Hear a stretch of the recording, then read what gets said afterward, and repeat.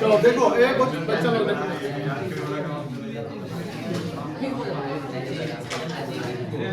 हल्ला नहीं करो प्लीज। कॉन्सेप्ट्स ऑफ मैनेजमेंट कितने हैं? कितने कॉन्सेप्ट थे? 5। सब गलत है। कॉन्सेप्ट्स आपके 3 थे। कितने थे? 3 थे। क्या क्या कॉन्सेप्ट था? एफिशिएंसी, इफेक्टिवनेस एंड प्रोसेस, यही कॉन्सेप्ट था ना? एफिशिएंसी में क्या है? Minimum cost. और इफेक्टिवनेस क्या बोलता है? Minimum time. दोनों का होना जरूरी है। और थर्ड था आपका प्रोसेस। उसके अंदर आता है प्रोसेस को ही क्या बोलते हैं? फंक्शन। और फंक्शन कितने हैं? 5 फंक्शन है। Planning, organising, staffing, directing, controlling. इस सबको हम ब्रीफ में बता दी थी कि प्लानिंग का क्या मतलब है, ऑर्गेनाइजिंग का क्या मतलब है, स्टाफिंग का क्या मतलब है, डायरेक्टिंग का क्या मतलब है, कंट्रोलिंग का क्या मतलब है। आफ्टर दैट हमारा एक और टर्म बनता है ऑब्जेक्टिव ऑफ मैनेजमेंट। कितना ऑब्जेक्ट क्या है topic? Objective of management.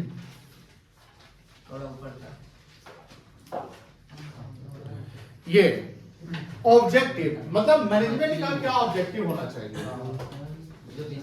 Mobile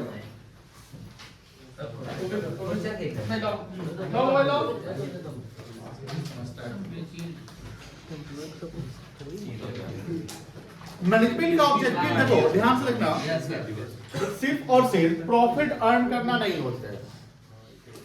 अगर मैनेजमेंट को हम अगर लार्ज टर्म में ब्रॉड कॉन्सेप्ट में देखें, यानी कोई कंपनी का, एमएनसी का, ग्लोबल कंपनी का, तो उनका ऑब्जेक्टिव सोशल टर्म में, अपने एम्प्लॉय के टर्म में और अपने ऑर्गेनाइजेशन के टर्म में, तीनों में आता है।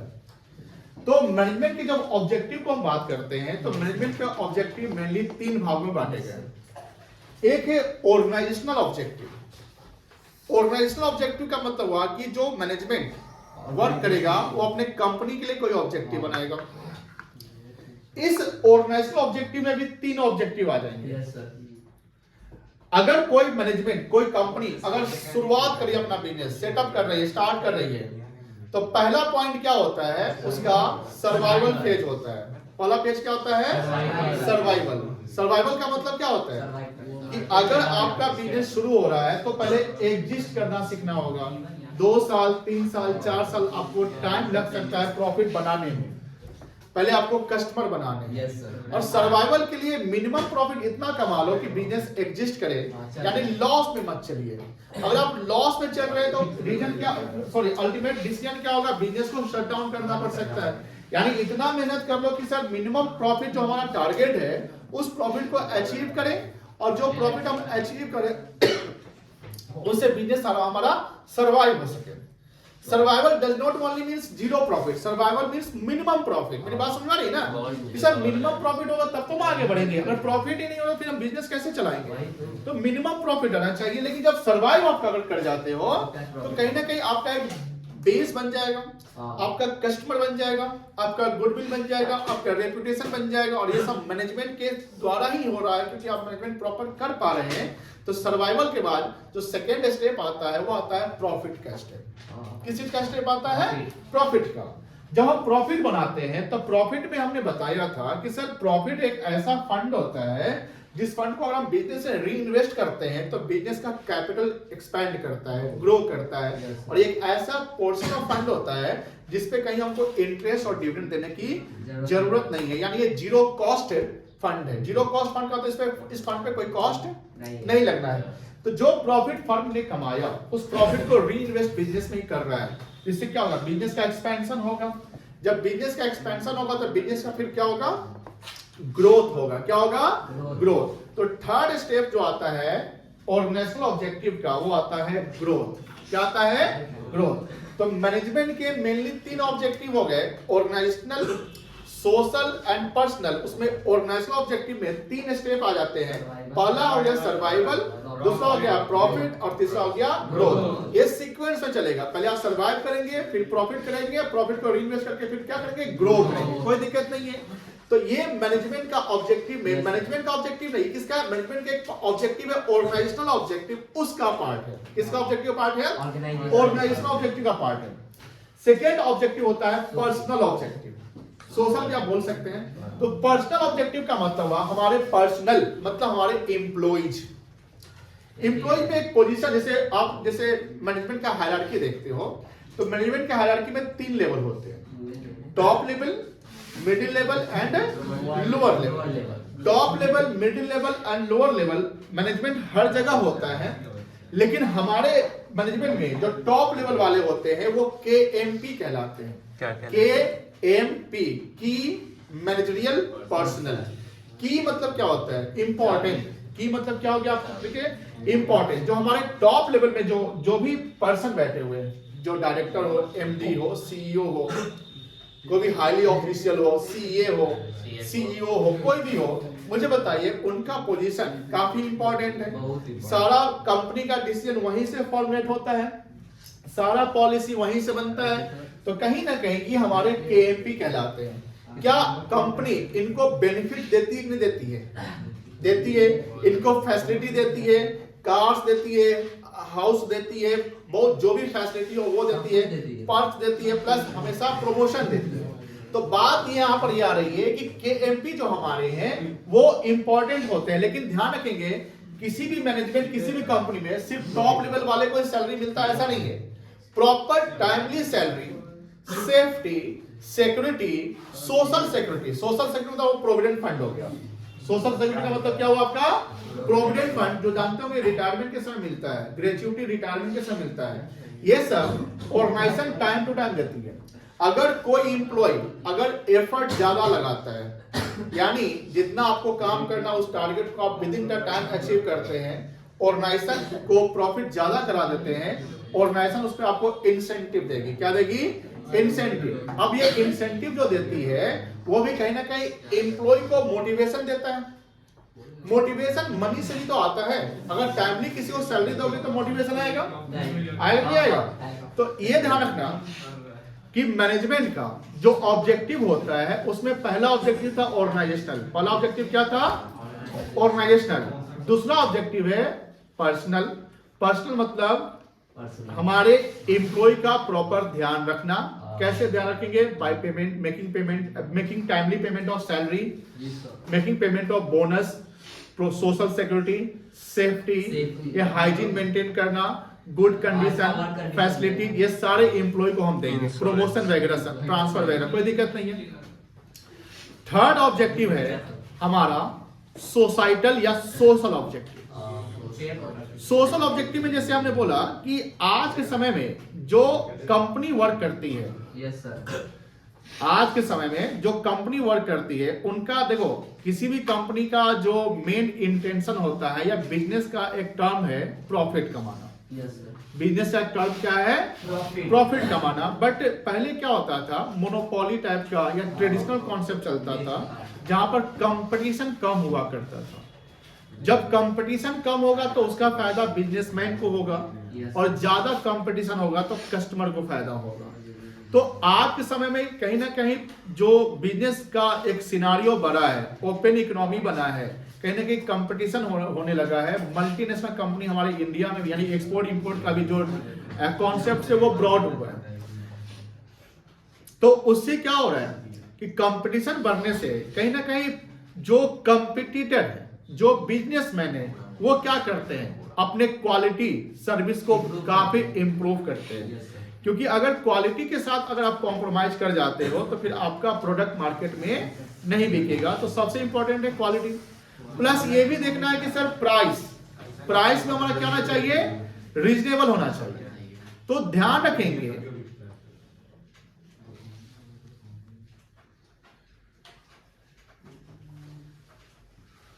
तुमको कुछ समझ में आ रहा है उमंग? तुम दोनों जो है ना एकदम एक तरीके से डिस्टर्बिंग एलिमेंट क्रिएट कर रहे हो, बात ही नहीं समझते हो। पढ़ते तो हो नहीं, सवाल पूछते जवाब नहीं देते हो, अपने आप को तुम स्मार्ट समझते हो। खड़े हो जाओ तुम उमंग, खड़े हो जाओ।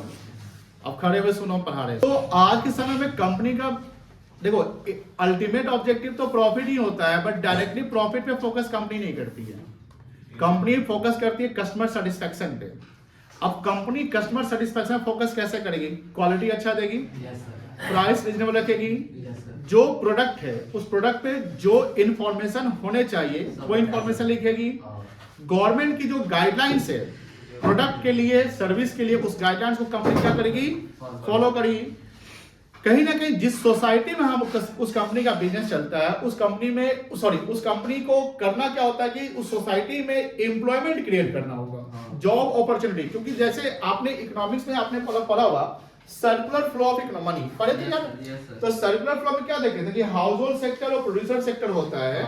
तो प्रोड्यूसर सेक्टर इन्हीं से सर्विस लेते हैं, फिर ये सर्विस देते हैं तो इनको इनकम हो जाता है, और फिर ये जो प्रोडक्ट बनाते हैं ये प्रोडक्ट इन्हीं को क्या करते हैं? बेचते हैं और इनसे पैसा कमाते हैं। तो मनी क्या हो रहा है? एकदम तरीके से सर्कुलेट हो रहा है। तो मनी सर्कुलेट करने के लिए जिस सोसाइटी में कोई कंपनी बिजनेस रन कर रही है उस सोसाइटी में एम्प्लॉयमेंट जनरेट करना जरूरी होता है। अगर आप एम्प्लॉयमेंट क्रिएट नहीं करते हो, सोसाइटी वाले को ये लगेगा भाई कमा हमसे रहा, हम लोग को रोजगार नहीं दे रहा है। इसलिए कोई भी ग्लोबल कंपनी जब इंडिया बिजनेस करती है, लाइक अमेजोन हो गया, गूगल हो गया, माइक्रोसॉफ्ट हो गया, कोई भी जो फॉरेन कंट्री की कंपनी जो बिजनेस यहाँ पे कर रही है, तो उस कंपनी में एम्प्लॉय कहाँ के होते हैं, ये इंपॉर्टेंट बात है। जी अगर इंडिया बिजनेस कर रही है तो इंडियन होंगे कि नहीं होंगे?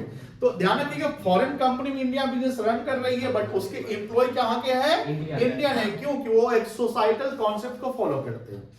आप उनके प्राइस को देखेंगे तो आपको लगता है कि हाँ प्राइस रीजनेबल है, आप उनको लेते हैं। तो कहीं ना कहीं जो मैनेजमेंट का ऑब्जेक्टिव है, वो मैनेजमेंट का ऑब्जेक्टिव 3 हो गया। पहला ऑब्जेक्टिव क्या था? ऑर्गेनाइजेशनल। क्या था आपका? ऑर्गेनाइजेशनल। ऑर्गेनाइजेशन में 3 पॉइंट थे। क्या क्या था? Survival, profit and growth. Survival, profit and growth, ये किसका ऑब्जेक्टिव है?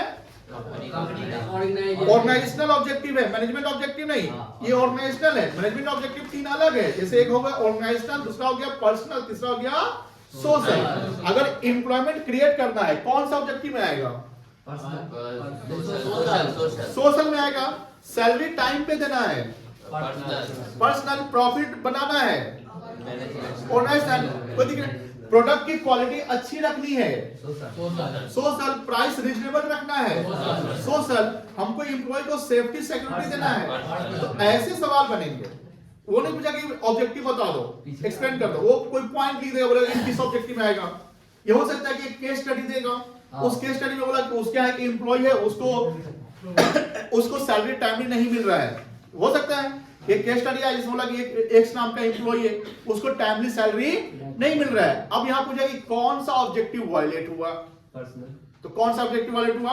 मैनेजमेंट का एक ऑब्जेक्टिव आता है, पर्सनल ऑब्जेक्टिव हुआ वायलेट हुआ। वायलेट मतलब कि उसको प्रॉपर फॉलो नहीं किया गया। तो ध्यान रखिए बीएसटी के क्वेश्चन केस बेस पे जब आएंगे तो ये नहीं दिया रहेगा कि इस चैप्टर से एक टॉपिक से सवाल आ रहा है। वो केस बनाएगा, उसको आपको समझना है कि हाँ इस पॉइंट पे क्या कॉन्सेप्ट बनना चाहिए। समझ गए? कोई दिक्कत नहीं है। तो 3 ऑब्जेक्टिव समझ गए। पहला क्या है? ऑर्गेनाइजेशन में क्या आएगा? कोई दिक्कत नहीं है। सोशल में क्वालिटी प्रोडक्ट का, एम्प्लॉयमेंट क्रिएशन, एनवायरनमेंट का प्रोटेक्शन सब रखेंगे।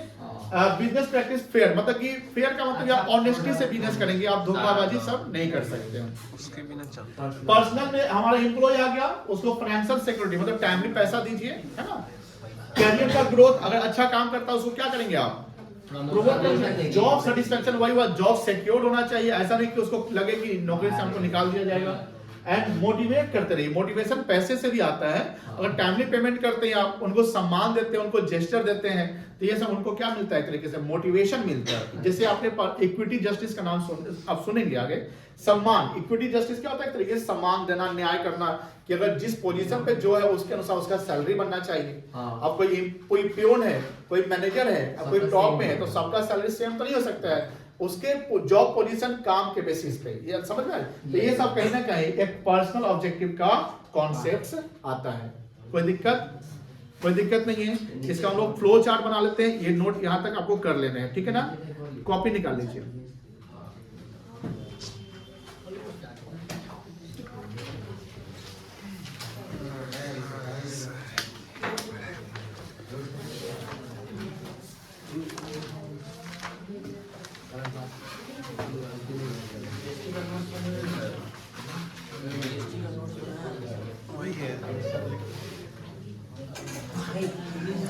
Objective of management.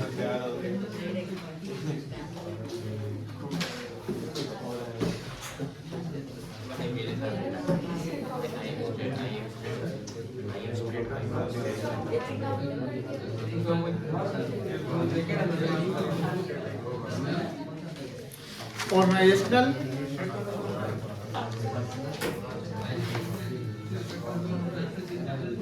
पर्सनल, बातें नहीं करो, सोशल। ऑर्गेनाइजेशन में क्या क्या आएगा?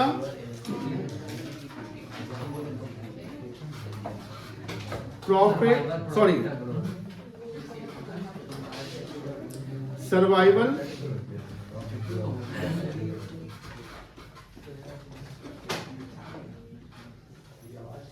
Profit,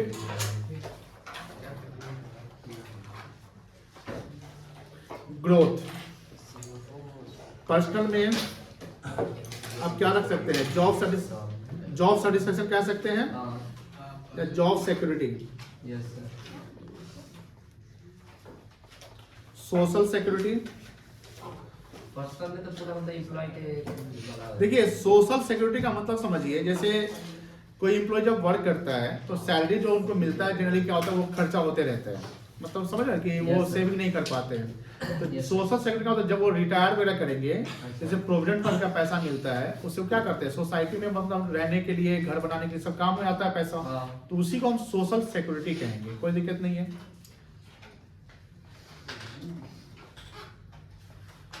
fair wages and salary. Sir उसके लिए तो एक कंपनी में लंबा टाइम तक काम भी तो नहीं, आप अगर कंपनी चेंज करते तो आपका वो अकाउंट चेंज हो जाएगा वो। अच्छा, उसका एक अलग अकाउंट ही बनता है। हाँ, बैंक में पैसा जमा होता है उसका, एसबीआई में जनरली खुलते हैं। फेयर वेजेस सैलरी का मतलब जो भी टाइम ना वो काम करा उस हिसाब से तो नेगोशिएट होता है ना सर। हाँ, सारी नेगोशिएट होता है बट उसी पोजीशन के अनुसार ही ना मिलेगा, तो नेगोशिएट आप जितना कर सकते हैं। Equity and justice. कुछ तो एक्स्ट्रा मिलेगा सर। दिहाड़ी नहीं चल रही। Financial security. बिहारी लोग को नेगोशिएट करना नहीं आता वैसे। दिहाड़ी भी सोशल में क्या आएगा बता सकते हैं? फेयर प्रोडक्ट आपका quality, fair lovely.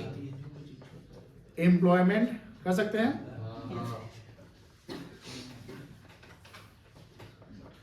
Reasonable price,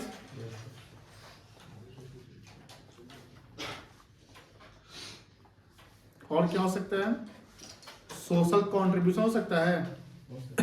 जैसे मान लो कि कोई रिलीजन, कोई मतलब रिलीजियस कोई कल्चरल प्रोग्राम चलने वाला है, जैसे कुंभ वगैरह सब होता है, उसमें क्या होता है, कंपनी सब भी कुछ काम करते हैं, जैसे अडानी सबको देख रहे होंगे, उसको सोशल कंट्रीब्यूशन कहेंगे आप। और क्या हो सकता है?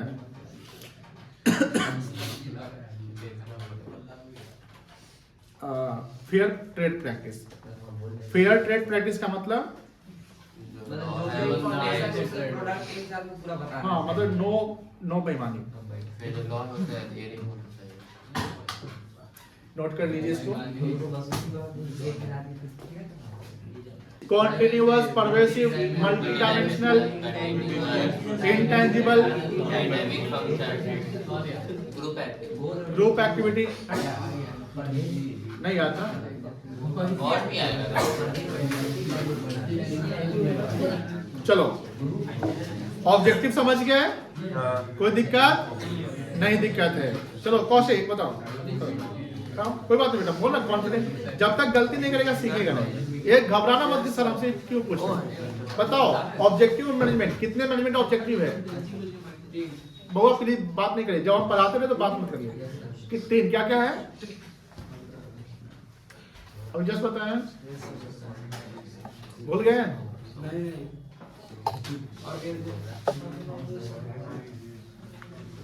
बैठ जाइए। हाँ ठीक है, बोलिए। ऑर्गेनाइजेशनल बोलिए पहले। ऑर्गेनाइजेशनल बोलिए, बोल जल्दी, तू बोले तो ठीक है। ऑर्गेनाइजेशनल ऑर्गेनाइजेशन पहले organization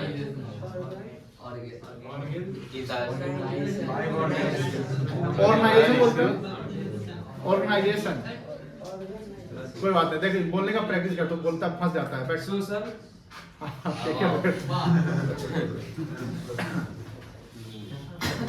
चलिए केशव तू कराओ, वे कराओ तू, कोई बोला है। हाँ बताओ फीचर ऑफ मैनेजमेंट कितने हैं? फीचर मैनेजमेंट बताओ जल्दी जल्दी जल्दी बोलो फीचर्स।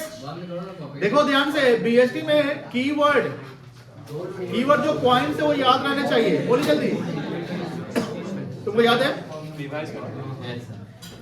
हम कितना मिनट का टाइम दे रिवाइज करने के लिए? ये तो याद करा दिए पूरा, कल फिर भूल जाओगे। ये कितना मिनट के लिए? 1 मिनट। ये 2 मिनट। इसके पॉइंट्स याद करने, 7 point. You are two minutes to remember. हल्का छोटा अब हल्का छोटा कर दो बस। आगे देखिए आप अपने को सुना। सर 7वां नंबर एक बार समझाते हैं। 7वां समझा दे। हाँ इनविजिबल मतलब जो जैसे मैनेजमेंट करते हैं तो मैनेजमेंट फिजिकल काम में थोड़ी होता है, वो तो अपने नॉलेज के बेसिस पर मैनेजमेंट करते हैं ना। ऐसा वो इनविजिबल है, इंटेंजिबल हो गया। जैसे हम लोग वो मार रहे हैं, पढ़ा रहे, डांट रहे, तो इंटेंजिबल आर्ट है ना मेरे पास है। हम पैसा कमाते कैसे? फिजिकल चीज बेच के, इंटेंजिबल चीज फिजिकल कहाँ बेच रहे हैं?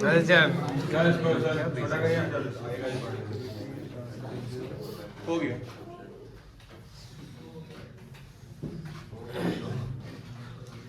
चलो हो गया। हो गया याद? जी सर। सबको हो गया? बता सकते हैं मीनिंग भी? ये सब पढ़ रहे हो? ये सब नहीं जूम कर दिए लोग करेंगे तो छोटा हो जाएगा। बड़ा कष्ट है जिंदगी में। अब ठीक है, इतना ही हो सकता है, उससे हो नहीं सकता। यस सर हो गया। कौन है सर? देखो डायनेमिक नॉर्मल वर्ड कौन होता है? Group activity continuous. पूछे बेटा, अरे 7 पॉइंट याद करना है तो मन में याद है।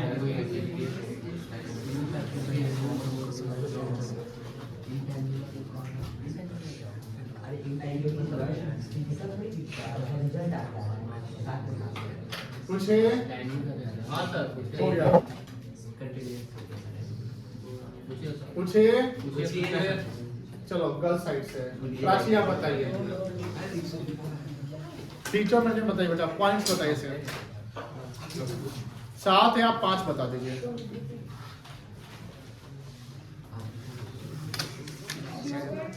ग्लोबल कहाँ से था? गोल ओरिएंटेड था तो ग्लोबल।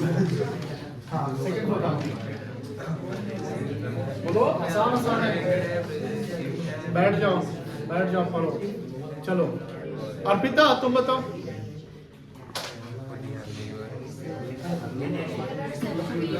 एक मिनट चलिए। वेरी गुड, बोलिए। हाँ multi dimensional, very good. Third pervasive हो गया, group activity, very good, continuous process, very good. 6 intangible, हाँ and 7th dynamic. डायनेमिक। अच्छा डायनेमिक मतलब क्या होता है ये बता दीजिए। ये कंटिन्यूअस। Change होते रहते हैं, flexible. वेरी बहुत अच्छा। चलिए अब आप आकाश तुम बताओ समझ सकते हैं? महत्व। Very good. इम्पोर्टेंस। तो अगर मतलब ये सवाल जो बनेगा कि why the management is necessary in the organisation, सवाल यही है। इंपॉर्टेंस ऑफ मैनेजमेंट का मतलब या सिग्निफिकेंस ऑफ मैनेजमेंट का मतलब होता है कि मैनेजमेंट करना क्यों जरूरी है। Why the need of management. अब बताओ कि कोई भी काम होता है, इवन तो आप छोटा मोटा कहीं मतलब कि अगर आप कोई बिजनेस नहीं था, पब्लिक गैदरिंग में जाते हैं या कोई भी आप बजट बनाते हैं किसी चीज के लिए, कोई पार्टी छोटा मोटा करना है वगैरह, तो कहीं ना कहीं आप लोग भी अपना एक मैनेजमेंट या एक काम बांट लेते हैं कि तुमको ये काम कर लेना है, तुमको वो काम करना है, हमको ये काम करना है। कहीं ना कहीं गोल भी तैयार होता है कि इतने समय में काम कर लेना है, कोई दिक्कत नहीं है। तो मैनेजमेंट बहुत ही जरूरी होता है बिजनेस गोल को अचीव करने के लिए।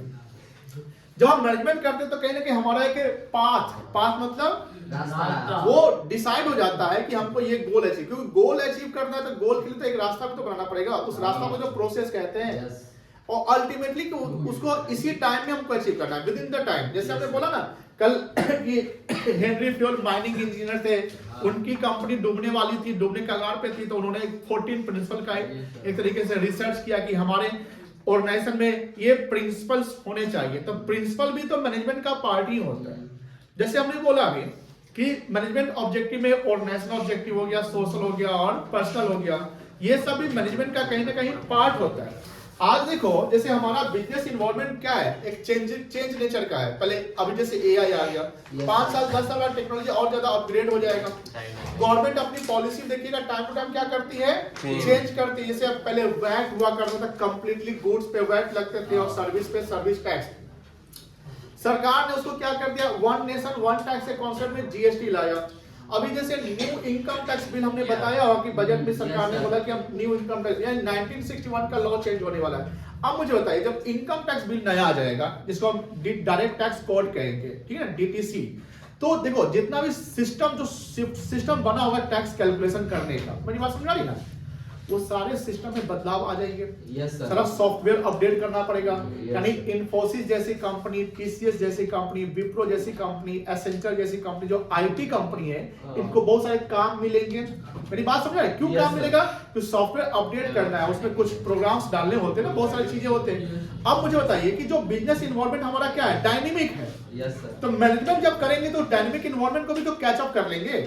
जैसे कुछ कंपनी जो है एक हिस्ट्री हो चुकी है, जैसे नोकिया कंपनी का नाम सुने होंगे, एक कोडेक का कैमरा हुआ करता था, बहुत सारी कंपनी। जब आप डायनेमिक इन्वायरमेंट में आप चेंज, जैसे मार्केट चेंज होता है, हमारा इन्वायरमेंट चेंज होता है, तो इन्वायरमेंट के अनुसार हम सबको चेंज करना होता है। इन्वायरमेंट में देखो पढ़ाते समय बात नहीं करो प्लीज। इन्वायरमेंट में जैसे हमारे कुछ फैक्टर्स होते हैं जो एक्सटर्नल फैक्टर जो हमारे कंट्रोल में नहीं होते हैं, जिसको हम बोलते हैं political, economical, social, technological, legal, इसको पेस्टल के नाम से समझते हैं। जब हम कुछ वर्ड याद करवाए तो उसके कुछ की पॉइंट याद करिए। हम pastel, P for political, E for economical, S for social, T for technological, L for legal, E for environmental. मतलब ये जो इम्पैक्ट है ये हमारे कंट्रोल में नहीं होते, यस सर लेकिन इस इम्पैक्ट के होने से हमको उसके अनुसार चेंज होने पड़ेंगे। गवर्नमेंट ने अपनी पॉलिसी चेंज कर दी तो हमको भी तो कुछ चेंज करना पड़ेगा। टेक्नोलॉजी चेंज हो गया, हमको भी चेंज करना पड़ेगा। अब मान लो कि माइक्रोसॉफ्ट ने पूरा अपना अपग्रेड किया, टेक्नोलॉजी जो मतलब 5th जनरेशन 6th जनरेशन में आ गया है, तो कंपनी को भी तो अप टू डेट होना पड़ेगा। कोई और कंपनी सक्सीड कर रही है तो ड्यू टू टेक्नोलॉजी। अब टेक्नोलॉजी में आप पुराने टेक्नोलॉजी पे चल रहे हैं तो फिर तो आप पीछे हो जाएंगे। तो ये सब मैनेजमेंट के कारण होता है। यस सर तो मैनेजमेंट क्यों जरूरी है, तो ये कुछ पॉइंट्स हमारे हैं।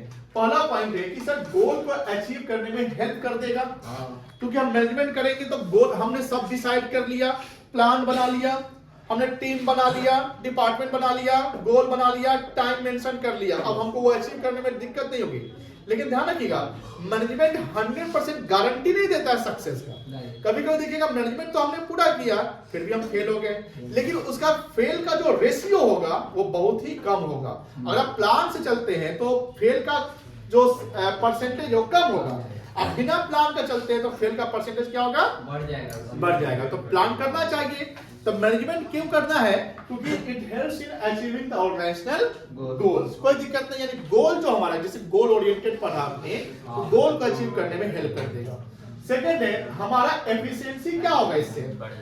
अगर हमने डिपार्टमेंट बना लिया, समझिए ध्यान से, डिपार्टमेंट बना दिया तो डिपार्टमेंटलाइजेशन होता है on the basis of function. अगर किसी को मान लो कि अकाउंटिंग का नॉलेज है तो उसको अकाउंट्स डिपार्टमेंट डाल देते हैं। किसी को मार्केटिंग अच्छा करने आता है उसको मार्केटिंग में डाल दो। किसी का प्रोडक्शन पे काम पकड़ है, मान लो कि 2-3 साल प्रोडक्शन डिपार्टमेंट में कहीं था तो उसको प्रोडक्शन वाले में डाल दो। किसी का एचआर में अच्छा काम करता है, एचआर मतलब ह्यूमन रिसोर्स डिपार्टमेंट होता है, उसमें वो काम करने के लिए वो स्किल्ड है, उसको वहां डाल दो।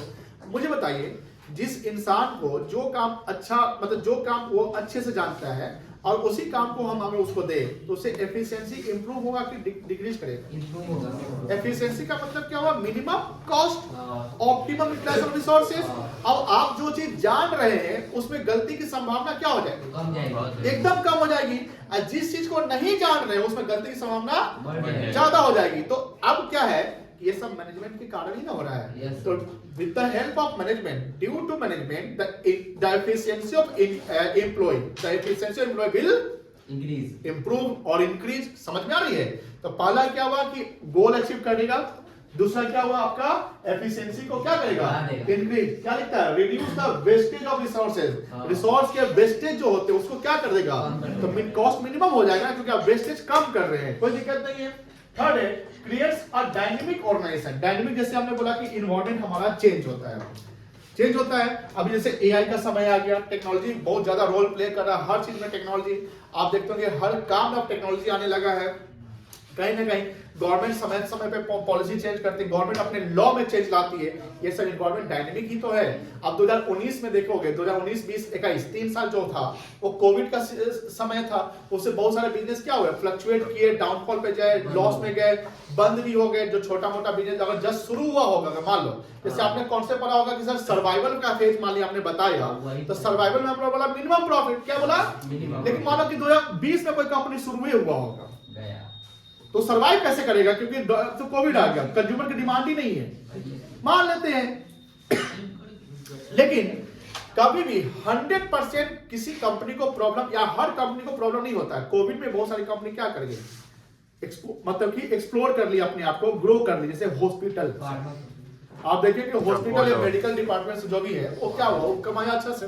तो कहीं ना कहीं जब डायनेमिक इन्वायरमेंट को एडजस्ट करना है तो इसके लिए मैनेजमेंट होना जरूरी है। ठीक है, 3 पॉइंट हो गए। तो पहला में देखिएगा कैसे याद करेगा कीवर्ड, गोल वर्ड याद रख लीजिएगा। गोल वर्ड याद रखिएगा, गोल अचीव कर देगा, इतना तो लिख लोगे। दूसरा में एफिशिएंसी, तो सिंपल लॉजिक लगाओ, एफिशिएंसी इंक्रीज ही ना करेगा मैनेजमेंट से, डिक्रीज थोड़ी करेगा। मेरी बात समझे? थर्ड में क्या है? डायनेमिक वर्ड याद रखिए कि डायनेमिक इन्वायरमेंट में वो हेल्प करता है। चौथा है help in achieving the personal objective. Personal मतलब जो एम्प्लॉई का हो गया, हम मैनेजमेंट प्रॉपर करेंगे। तो मैनेजमेंट में एक स्टाफिंग भी तो आता है। आपने पढ़ा होगा function of management. Function of management में एक था फंक्शन स्टाफिंग। स्टाफिंग का मतलब क्या है? Recruitment of right person at the right place as per their qualification. तो पर्सनल ऑब्जेक्टिव में हमने देखा कि जॉब सिक्योरिटी देना। अगर कोई एम्प्लॉय हमारा खुश है तो काम ज्यादा करेगा कि कम करेगा? ज्यादा करेगा। पूरा एफिशिएंसी से। अगर उसको आप टाइमली सैलरी दे रहे हैं, अगर मान लो कि उसको लग रहा है कि उसको प्रमोशन करने का समय आ गया, प्रमोट करने का, आप उसको प्रमोट कर दीजिए, उनका पैकेज बढ़ा दीजिए, उनको ट्रांसफर दीजिए, उनका मतलब कि कहीं ना कहीं सम्मान दीजिए। ये सब चीजें अगर हम एम्प्लॉय, देखो किसी कंपनी को सक्सीड करने में और फेल करने में किसका रोल मेन होता है? कस्टमर। एम्प्लॉय का होता है। क्योंकि सर पूरा कंपनी को चलाने वाला कौन है? ऑपरेटर रहता है। ऑपरेटर मतलब जो बिजनेस को चलाता है। ऑपरेटर तो सब जगह मालिक नहीं ना बैठा हुआ है, मालिक को कहते हैं बॉस। बॉस का काम लीड करना नहीं होता, बॉस का काम होता है रिजल्ट लेना, रिजल्ट हमको दो, ठीक है। लेकिन ध्यान रखिएगा, जो कंपनी में जो डिपार्टमेंटल हेड होते हैं उसको लीडर कहते हैं। क्या कहते हैं? लीडर और बॉस में अंतर होता है। जैसे मान लो क्रिकेट टीम में जो क्रिकेट टीम का कैप्टन, जैसे इंडियन क्रिकेट टीम का जो कैप्टन है उसको लीडर कह सकते हैं, वो एग्जांपल क्रिएट करता है, ठीक है ना। तो मोटिवेशन प्लेयर को आता है। लेकिन बॉस बीसीसीआई अध्यक्ष को कहेंगे, जो बीसीसीआई का अध्यक्ष जिसको बैट बल्ला ठीक से मान लो पकड़ने नहीं आता, क्रिकेट का बहुत सारा, लेकिन वो डिसीजन ले रहा है ना। तो बॉस को बीसीसीआई को क्या चाहिए? रिजल्ट। बीसीसीआई क्या चाहिए? रिजल्ट। और टीम के लीडर को भैया हमको आज जो काम, जैसे आज इस टीम से मैच है, ऐसा प्लानिंग होना है। यानी जब जैसे जैसे सिचुएशन चेंज होगा हम अपना प्लान कॉन्सेप्ट क्या करेंगे? चेंज करेंगे। यही तो मैनेजमेंट है। बात समझ आएगी? मान लो कि कोई टीम जैसे किस पिच पर खेल रहे हो, इन्वायरमेंट कैसा, उसमें से आपको ढलना पड़ेगा। तो यहाँ यही कह रहा है कि हमारा जो पर्सनल, जो हमारा एम्प्लॉय होगा उसको आप खुश रखिए, वो एफिशिएंसी से काम करेगा। अगर आप उसको खुश नहीं रख रहे हैं तो फिर एफिशिएंसी से काम नहीं करेगा। फिर कहीं ना कहीं अगर एफिशिएंसी से काम नहीं करेंगे, कॉस्ट क्या हो जाएगा? वेस्टेज बढ़ जाएगा, कॉस्ट बढ़ जाएगा, प्राइस मार्केट में बढ़ जाएगा, प्रोडक्शन डिमांड आपका घट जाएगा। डिमांड घट जाएगा तो प्रोडक्शन को भी क्या करना पड़ जाएगा?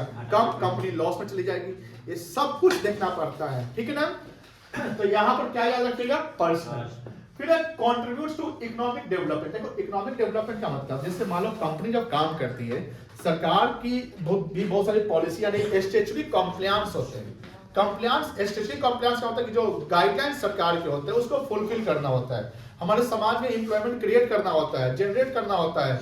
जैसे मान लो कि अभी कुंभ मेला चल रहा है, उसमें बड़ी बड़ी बिजनेस टाइकून सब जो है मतलब कि जो फ्री में लंगर लगा रहे हैं, खाना वगैरह खिला रहे हैं, बहुत सारे सेवा दे रहे हैं। आप देखिएगा बहुत सारे जगह पे अभी भी इंडिया में भी होता है, सोशल वर्क होता है। देखिए अगर कोई ऑर्गेनाइजेशन पूरा का पूरा सोशल वर्क कर रहा है तो कंपनी में आएगा नहीं। लेकिन कहीं ना कहीं कोई कंपनी तो है, प्रॉफिट भी बना रही है, लेकिन कुछ फंड वो अपने सोशल वर्क में भी रखती है कि हम लोग करेंगे। क्योंकि देखो अगर इससे सिंपैथी जुड़ा होता है, अगर अंबानी, अडानी या कोई बड़ी कंपनी मान लो कि किसी गांव में फ्री एजुकेशन दे रही है, तो कंपनी तो लार्ज स्केल पे चल रहा है। एक गांव में फ्री एजुकेशन देने से उसको क्या प्रॉब्लम है? जैसे हमने कल एग्जांपल कभी बताया था कि अगर रिलायंस कंपनी एक कस्टमर से 1-1 रुपया कमा रही है, मान लेते हैं, तो डेली का 70-80 करोड़ तक कमा ही रही है। और जियो से सिर्फ कमा रही है, लेकिन रिलायंस का बिजनेस सिर्फ जियो तो नहीं है ना, उसका रिटेल में भी है, पेट्रोकेमिकल में भी है, आईटी में भी है, बहुत सारे सेगमेंट में है। तो रिलायंस की डेली की अगर इनकम देख लीजिए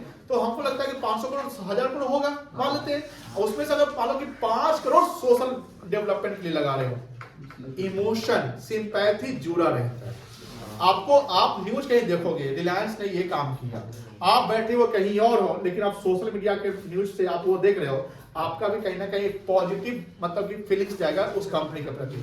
तो कहीं ना कहीं ये कहा जाता है ये सब चीजें कंपनी के द्वारा करना जरूरी होता है, इससे देश का भी ग्रोथ होता है। दूसरी बात कि टैक्स जो है हम टाइमली पे करें, जीएसटी का चोरी ना करें, जीएसटी का रिटर्न सब फाइल करें। ये सब कहने की गवर्नमेंट को भी तो हम सपोर्ट करेंगे टैक्स देकर। अगर हम टैक्स का चोरी कर रहे हैं, मान लेते हैं हम कैश में डीलिंग कर रहे हैं, तो गवर्नमेंट को सपोर्ट मिलेगा नहीं, गवर्नमेंट कमजोर हो जाएगी, गवर्नमेंट पास फंड नहीं होंगे। जब फंड नहीं होंगे तो गवर्नमेंट का डिफेंस कमजोर हो जाएगा। गवर्नमेंट जो मान लो कि इंडिया में गरीबी है, उनके एजुकेशन पे कैसे खर्च होगा? तो ये सब चीजें के लिए गवर्नमेंट को क्या चाहिए? फंड चाहिए। ये फंड कहां से आएगा? यही तो बिजनेस सब जो है प्रॉफिट बनाएंगे, और जो जेन्युइन प्रॉफिट होगा वो जेन्युइन प्रॉफिट पे जेन्युइन टैक्स होगा, वो टैक्स दिया जाएगा। That's why management is important for the organisation. कोई दिक्कत है? समझ के बढ़िया से ये कीवर्ड समझ के पॉइंट सब क्या क्या पॉइंट था? गोल अचीव कराएगा, दूसरा एफिशिएंसी इंप्रूव कर देगा, डायनामिक ऑर्गेनाइजेशन को क्रिएट कर देगा, गोल को अचीव करने में हेल्प करेगा, और इकोनॉमिक डेवलपमेंट में भी ये कंट्रीब्यूट करता है, इकोनॉमिक और देश के डेवलपमेंट में। कोई दिक्कत नहीं। पर याद हो गया पॉइंट? 2 मिनट है, याद कर लो। देखो पॉइंट बीएसटी में पॉइंट सब ध्यान रखना है, पॉइंट प्लस नहीं लिखना है। अब पॉइंट अगर याद है तो उसके अंदर में तो लिख ही दोगे उसका मीनिंग, ठीक है ना? बनाने आता है, बनाने आता है।